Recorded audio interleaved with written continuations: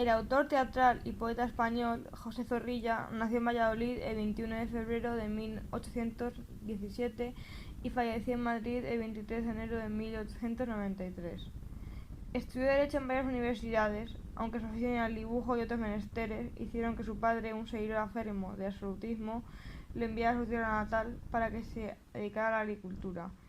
Zorrilla escapó a Madrid a lomos de una mula robada, iniciando su carrera literaria en medio de una gran precariedad.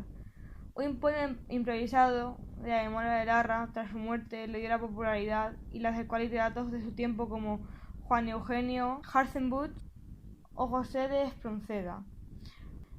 Sustituyó al propio Larra como articulista en el periódico El Español, al tiempo que publicaba diversos poemas y estrenaba varios dramas con bastante éxito. Viajó a Francia en 1845, donde conoció autores que él admiraba, como Víctor Hugo, Théophile Gautier o Alejandro Dumas, regresando un año después a España con el motivo de la muerte de su padre, que se negó a perdonarle por una vida muy alejada de sus ideales. Zorrilla viajó de nuevo por diversos países huyendo de su esposa y las deudas contraídas en España, pasando tiempo en Francia, Inglaterra, México y Cuba. Con la subida del poder de Maximiliano I fue nombrado director del Teatro Nacional de México, lo que le alivió las penurias económicas que le habían acompañado en su periplo americano. De vuelta a España volvió a depender de la protección de algunos amigos de la clase pudiente. Aunque se fueron acumulando distinciones como poder ser nombrado cronista de Valladolid o su coronación como poeta laureado en 1889 en Granada, tanto por su obra como su vida, es uno de los personajes más importantes del movimiento romántico español. Obras de José Zorrilla. Sus obras se dividen en tres categorías: obras poéticas, obras dramáticas y obras en prosa. Algunas de sus obras poéticas son: Poesías de don José Zorrilla, Cantos del Trovador, Vigilias del Estío, Recuerdos y Fantasías, La Azucena Silvestre, Un cuento de amores, Una historia de locos, La leyenda del Cid, El cantar del Romero, Gnomos y mujeres y De Murcia al cielo.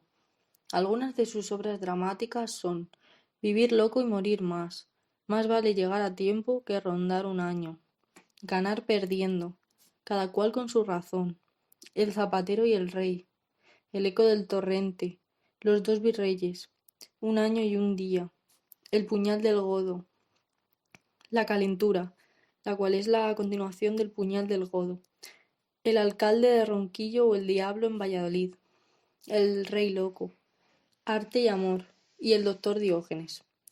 Algunas de sus obras en prosa son La flor de los recuerdos, Recuerdos del tiempo viejo y El tenorio bordelés.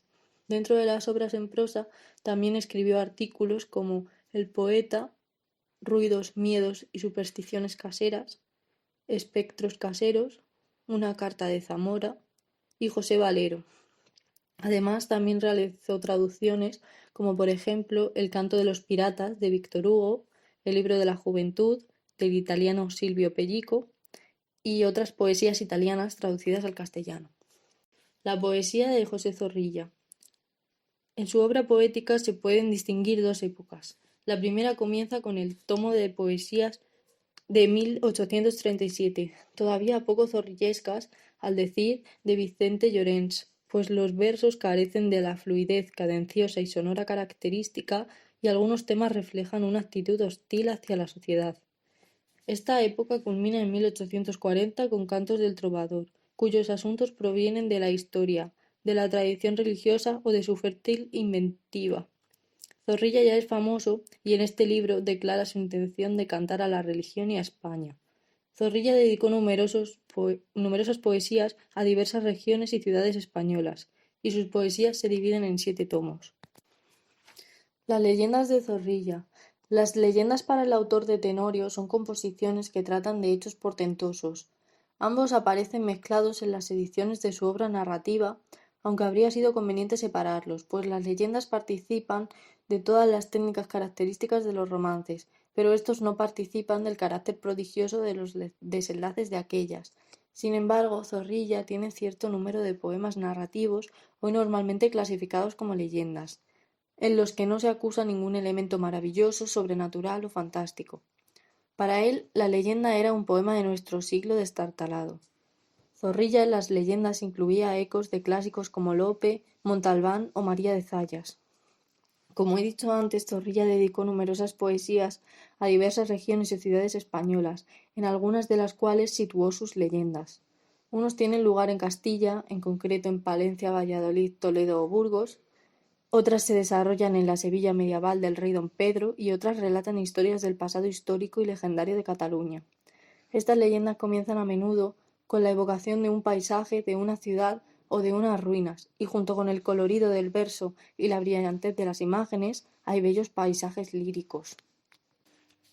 Estas leyendas presentan unos personajes que pertenecen a una sociedad esencialmente compuesta de nobles y de sus criados, y relatan unas aventuras sentimentales complicadas a veces con alguna peripecia.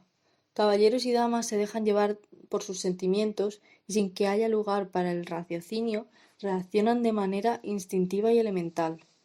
Están dotados de gran sensibilidad amorosa y sobre todo los hombres evidencian con energía sus apetitos eróticos y su deseo de gozar de la vida. Unos y otras se entregan al amor que es causa de lágrimas y desgracias o de una felicidad desmedida. Quienes aman y también quienes odian lo hacen de manera irracional y obsesiva, pues están solo atentos a la consecución de sus deseos sin reparar en los medios. Tienen una individualidad desmedida y ni reflexionan sobre las consecuencias de sus acciones ni consideran los sentimientos o el perjuicio que pueden causar a otros.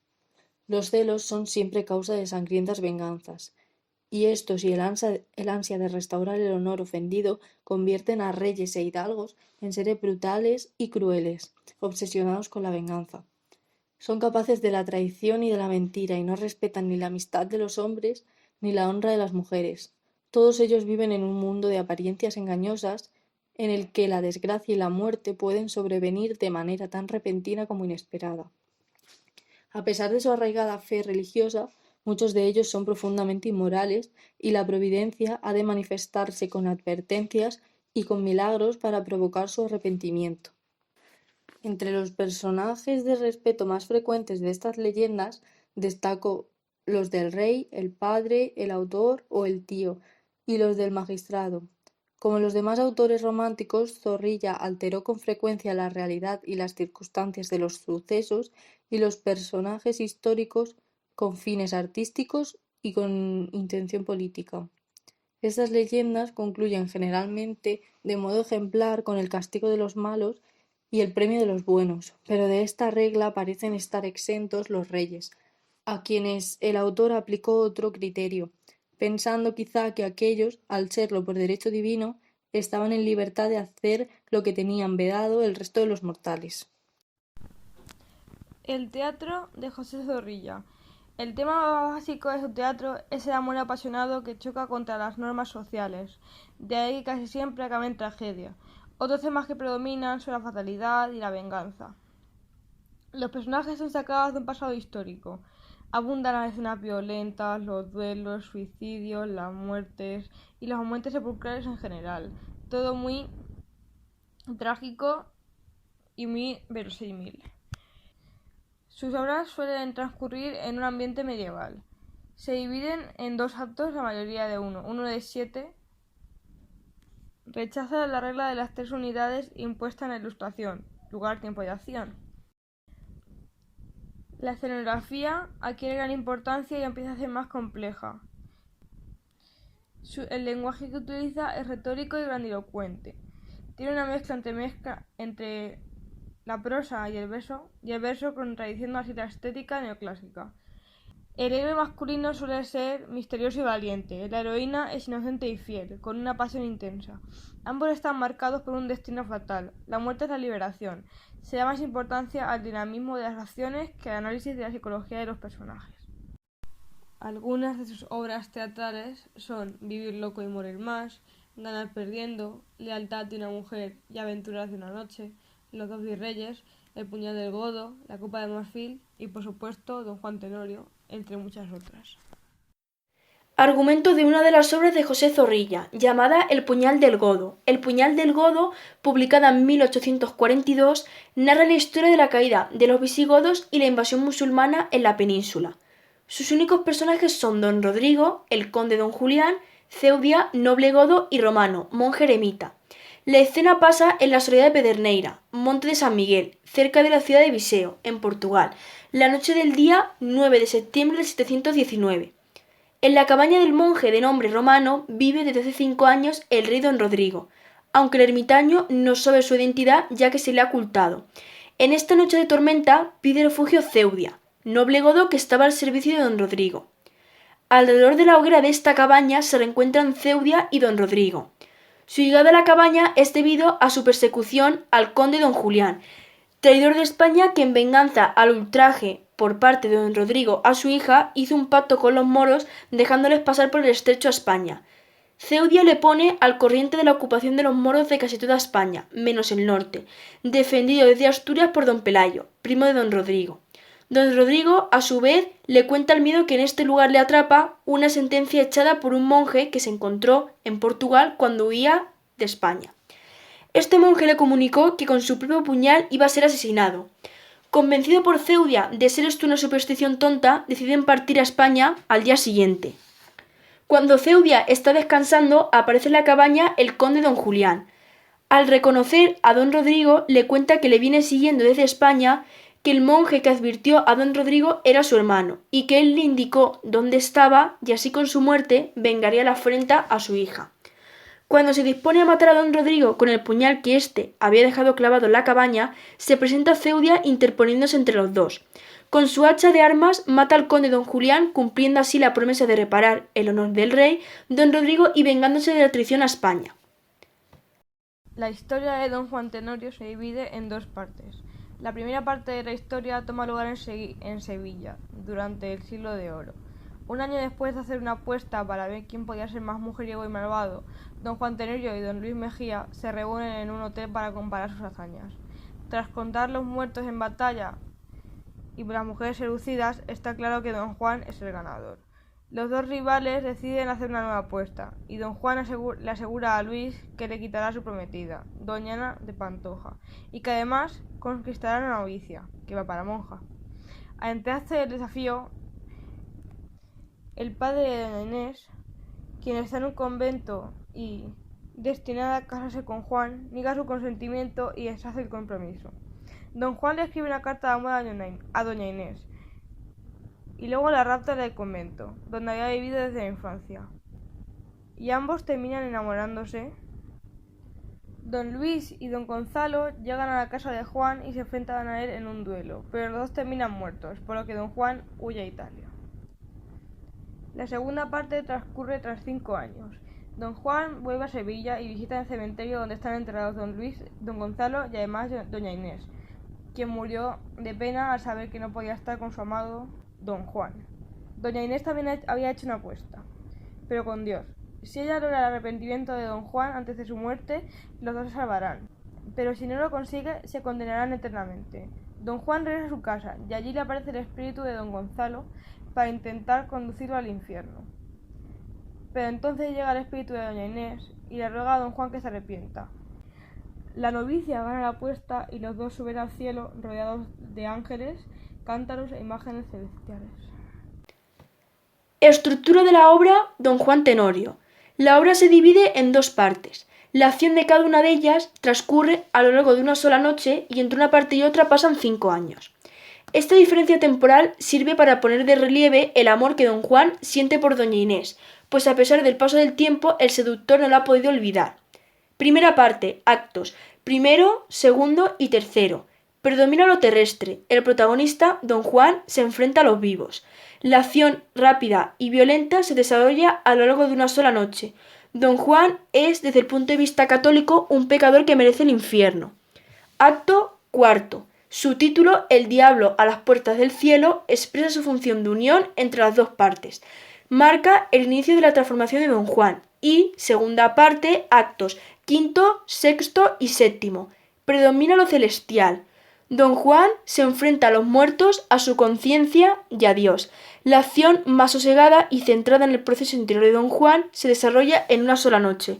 Don Juan se está transformando por el poder de la gracia a través de Doña Inés y conseguirá la salvación. Personajes. Don Juan es el protagonista de esta pieza teatral romántica. Encarna todos los vicios de la época. Es arrogante, mujeriego, libertino, irrespetuoso, egoísta, inmoral y temerario. No cree en nada. Se burla de la muerte y de la religión. Se sirve de trucos y engaños para engañar y manipular a las mujeres, de las que se aprovecha sin ningún tipo de miramiento. A este tipo de personaje también se le conoce con el apodo de burlador, y en el siglo XVII tendrá una imagen real en la figura de Miguel de Mañara, fundador de la Hermandad de la Santa Caridad de Sevilla. Otro de los personajes principales de Don Juan Tenorio es Doña Inés. Ella es, junto con Don Juan, la otra protagonista de este drama romántico, una joven de 17 años que es hija del comendador de Calatrava, Don Gonzalo de Ulloa. Doña Inés encarna la ingenuidad y la inocencia propia de la adolescencia, pues es una joven pura y casta que sigue al pie de la letra los preceptos religiosos marcados para una muchacha de su rango y posición social. Desde muy pequeña está en el convento de Calatrava por orden de su padre, para así evitar las tentaciones pecaminosas de la sociedad. Pese a ser una joven bondadosa, virtuosa y religiosa, no puede evitar enamorarse perdidamente de Don Juan, lo cual supondrá su perdición y posterior muerte al enterarse de que su amado ha asesinado a su padre y huido. Don Luis Mejía, joven libertino que de manera paralela a Don Juan desafía la moral religiosa y engaña a las damas para aprovecharse de ellas. Es el gran rival de Don Juan Tenorio en la conquista del corazón de Doña Inés y muere a manos de este tras perder la apuesta. Don Gonzalo de Ulloa, comendador de Calatrava y padre de Doña Inés. Como todo padre, se preocupa por el bien y sobre todo por la honra de su hija. Es un hombre serio, responsable y formal que no puede evitar encararse con Don Juan al saber que éste ha seducido a su hija querida. Su muerte es uno de los desencadenantes de la muerte de Doña Inés. Don Diego Tenorio, padre del protagonista, el cual se le nota avergonzado por la actitud que tiene su hijo al escuchar sobre la apuesta que tenía con Don Luis Mejía. Doña Ana de Pantoja, prometida de Don Luis Mejía, que cae ante el encanto de Don Juan Tenorio. Butarelli, dueño de la hostelería del Laurel. Don Rafael de Don Avellaneda, amigo de Don Juan Tenorio. Lucía, sirviente de Doña Ana de Pantoja. Ciuti, criado de Don Juan Tenorio. Brígida, sirviente de Doña Inés, la cual ayuda a Don Juan Tenorio a conquistarla. Estatua de Gonzalo, esta quiere llevar a Don Juan Tenorio al infierno por sus actos de egoísmo. Pascual, criado de Don Luis Mejía. Capitán Centellas, amigo de Don Juan Tenorio. La Tornera, hermana del convento. La abadesa de las Calatravas de Sevilla, mujer de superior cargo en el convento que Doña Inés. Gastón, otro criado de Don Luis Mejía. Miguel, criado de Butarelli y por último el escultor que es el creador de las lápidas y de las estatuas de Don Gonzalo de Ulloa.